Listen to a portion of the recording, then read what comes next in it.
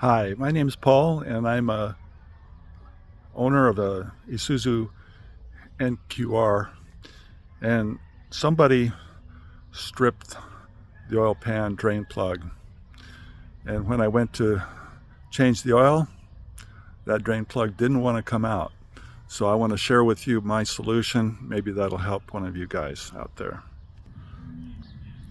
Here's the drain plug, so you can see it's pretty stripped out. No threads on it left at all. And there's the copper compression washer. So I was a bit worried about getting this thing out, and I didn't know what I was going to have to do. I called the dealer and asked him to give me a quote to replace the whole oil pan, because I was thinking that the threads in the oil pan were stripped out and it was a minor disaster. So they got back to me with a quote of over $2,157.23. That was beyond me for a stripped drain plug, so I went on YouTube and I looked for some solutions. Some said, well, I could just attach a vice grip to the drain plug and then pull real hard while turning. Well, I could tell right away that was not going to work. So I'll show you in a minute what my solution was, and it did work. So here's what it looks like underneath the truck. And there you can see my new drain plug and the location of it. Well, the first thing I did was I got a couple of jacks and a couple of jack stands, and I jacked the truck up and put them securely under the front axle. That's, you always have to be safe. Plus, if you don't jack the truck up, there's just not enough room to work under here, so you will need to jack the truck up. And as you can see, there is that brand new drain plug. So I'm an arborist, and I have a lot of these old saw blades, old pole saw blades lying around, so I thought I could make a tool, whoops, out of that saw blade to jam it between the washer and the oil pan. And so what I did was I took my grinding disc and I cut out a piece of that saw blade, and what I did was I ground it down with the grinder so there was like a knife edge. Oh, there's Bob. He just has to be involved in everything. So when I went to pound this in between the drain plug, washer, and the oil pan. In just a second I'll show you how that looks. And I was thinking, well, if this is not thick enough to push that thing away while I was turning it, then I would make a second one to jam in behind it. So here we are back underneath the truck again. There's the new oil drain plug.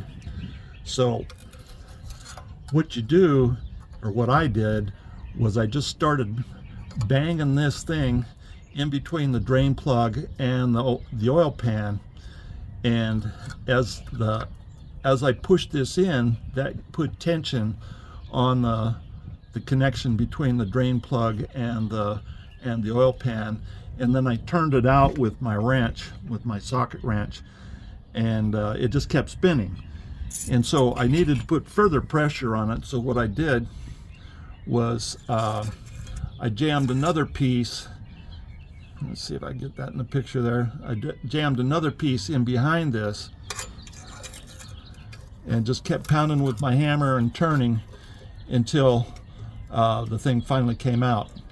Now, the important thing is that this edge be sharp like a knife there, so that it'll get in the smallest crack, and that slot be tapered so that as you pound it in there, it fits right between the washer and the drain plug and the oil pan in there. Well, that's how I did it. And then when I pulled the drain plug out, obviously that thing was there's a lot of metal in there from the stripping out of the drain plug, and so I had to. There's Bob's tail. Oh boy! And so I had to tap that out with the. This is a 14 by 1.5 tap, M14 by 1.5, and I found that at O'Reilly Auto Parts.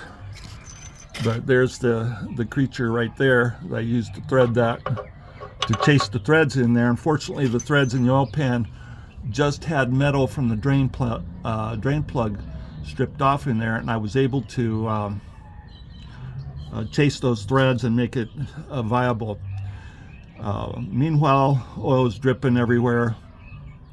I did get the oil out, and I had my drain pan right here to catch all the oil. But in jamming this piece of saw blade in there, I did scar the bottom of the seating surface of the oil pan right there. So I took my little sander, my little Harbor Freight sander here, and just put a piece of emery paper on it and just sanded it there. It took about 30 seconds or a minute to get that all smoothed off and take out all the scarring. See, there it comes. The oil never stops dripping out of here. Anyway, that's my story, and I hope that's helpful.